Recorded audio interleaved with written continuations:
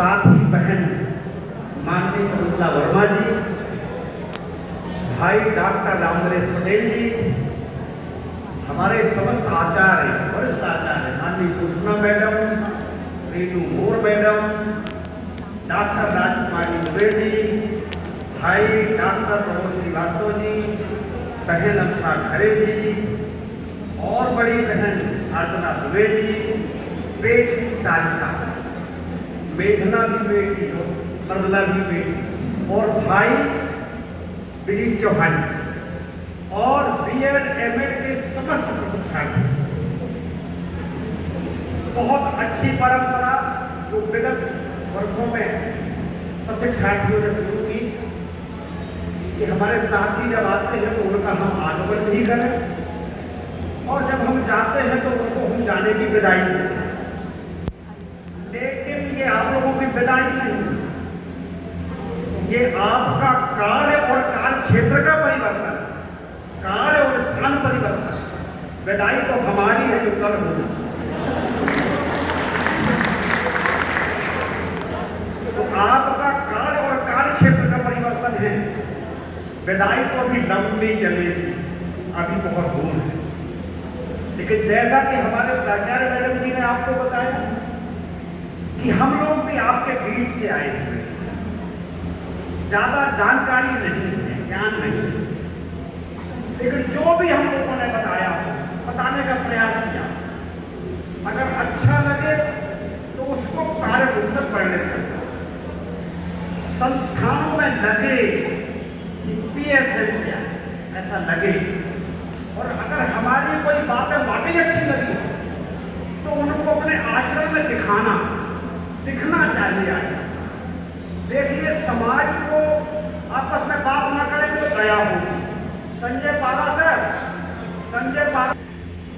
देखिए, आज के जमाने में ज्ञान के स्रोत बड़े हो गए, सामने वाले का ज्ञान हमसे कम नहीं है।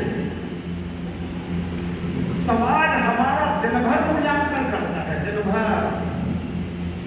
ये पब्लिक है, सब जानती है। तो आप ये मानकर आचरण करना कि पब्लिक है, सब जानती। सोशल ऑडिट होता है, सामाजिक मूल्यांकन में अगर हम खरे उतरे तो ही सफल।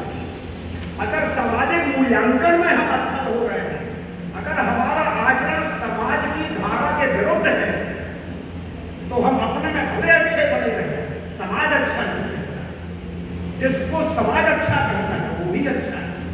कहावत कही गई है, समाज के साथ मिलकर काम करता है।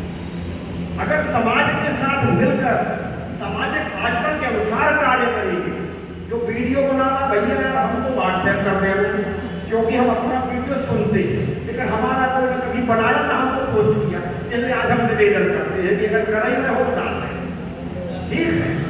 तो सामाजिक आचरण के साथ अगर काम करते हो तो हारने जीतने में कष्ट नहीं होता है, हारने जीतने में लाज भी नहीं आती। कहावत कही गई है, पंचम दीधे कीजिए काज। बढ़िया कहा, हमारे सयाने अच्छी कहावतें भी लिख रहे हैं, नई पीढ़ियां पता नहीं क्यों भूल रही। पंचम सामने कीजिए काज, हारे जीते नहीं है नाज। अगर आपने समाज के आचरण के अनुकूल कार्य किया तो हार में भी जीत होगी, और समाज की धारा के विपरीत कार्य किया तो जीतने की हार होगी। इसलिए सामाजिक आचरण की कार्य अब देखते क्योंकि हम तो गुरु जी, तो बड़ी तो आदत है बोलना, और बोलने का काम किया है तो ज्यादा ही बोलेंगे, और ज्यादा बोलेंगे तो बहुत सहेगा आपको, सारा थोड़ा सा हो। हम बात यही बंद करेंगे। हम एक छोटा सा निर्देश देना चाहिए, क्योंकि आज भी अभी हम बीएड वाले कहलाए, कल से कहलाएंगे, परसों कहलाएंगे, कल तक है, तो निर्देश देगा कि हमारी जिम्मेदारी। विश्वविद्यालय ने परीक्षा का शेड्यूल थोड़ा ऊपर कर दिया, फिर 8 साल हमारे 4th सेम के बच्चों की परीक्षा नहीं हुई, तो हमको तकलीफ कि हमारा बच्चा जाएगा, यहाँ से सीख भी जाएगा, बैठ भी जाएगा। और देखो, आप भले हमको गुरु जी मानो चाहे ना, हमको बेटी बेटा मानते हैं, इसलिए हम बच्चा आप 55 साल के भी और 60 के हो जाओ, तब भी 62 से छोटे कहना है, ठीक है। तो हम आपको चिंता करते हैं कि हमारा बच्चा अब जाएगा, स्कूलों में जाएगा, स्कूलों में काम होंगे, अभी परीक्षा फॉर्म भी भराया गया है, परीक्षा फॉर्म की डेट आएगी, आप सबको आपस में जुड़े रहना है, परीक्षा फॉर्म भरना है, जिसकी प्रथम द्वितीय तृतीय में एटी है वो काम भी भरना है, फिर निर्धारित समय में आपको यहाँ प्रिंट भी जमा करना है। इसलिए जमा करना है तो प्रिंट कॉलेज आपका विश्वविद्यालय भेजता है, फिर आपको निर्धारित समय में टाइम टेबल आएगा, आप सब आपस में शेयर करोगे टाइम टेबल को, आपका जो साथी आपसे दूर है वहाँ तक भी खबर भेजोगे, ताकि प्रत्येक बच्चा हमारा परीक्षा दे पाए, बेहतर तरीका से परीक्षा दे पाए।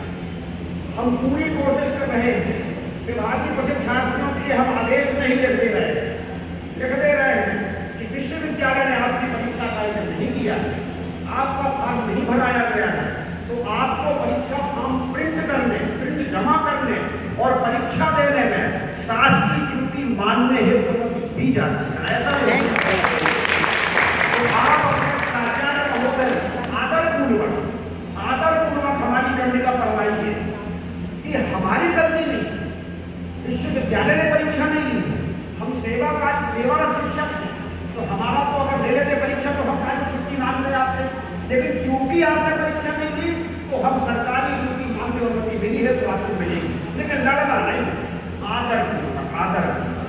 तो आप जो है फिर यहाँ पर आपकी प्रायोगिक परीक्षा भी होगी, यहाँ की भी समय सारणी आपको मिलेगी, तो इन समय सारणी का भी ख्याल करना है, निर्धारित समय पर आपको परीक्षा देना है, प्रैक्टिकल भी देना है, फोर्थ सेम को भी देना है, और एक दूसरे को अपना मैसेज शेयर भी करना है ताकि हमारा कोई बच्चा रह ना पाए।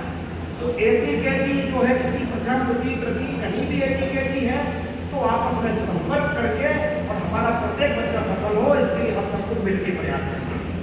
हमारा द्वितीय सेमेस्टर इस परीक्षा प्रणाली से बहुत पीछे हो गया, मजबूरी में अब हमको तृतीय सेमेस्टर 1 जुलाई को शुरू करना हो। अब आपका सेकेंड सेम का एग्जाम नहीं हुआ है तो आपका फॉर्म भराया जाएगा, जब फॉर्म भराया जाएगा तो फॉर्म भरना है, आप नहीं रहोगे। सेकेंड सेम को 4 माह की इंटर्नशिप में भेजने का नियम, महाविद्यालय लगभग 16 अगस्त से आपको भेजता है, लेकिन इस पीरियड में मान लीजिए परीक्षा आएगी, परीक्षा फॉर्म आएगा, तो आपको भी महाविद्यालय के संपर्क में रहना है और ये सब एक साथ करते चलना है। अगर इंटर्नशिप के पहले अगर परीक्षा फॉर्म भर गया तो बहुत अच्छी बात है, परीक्षा होने की तो बिल्कुल भी संभावना नहीं है। तो अगर इंटर्नशिप के बीच में भी अगर आपकी परीक्षा आएगी तो आप अपने महाविद्यालय से आएंगे, वहाँ से आएंगे अपने स्कूल से और परीक्षा देंगे, प्रैक्टिकल देंगे, फिर इंटर्नशिप में जाएंगे, तो कार्यक्रम थोड़ा विचित्र सा होता है। तो इन सब का ध्यान रखना है।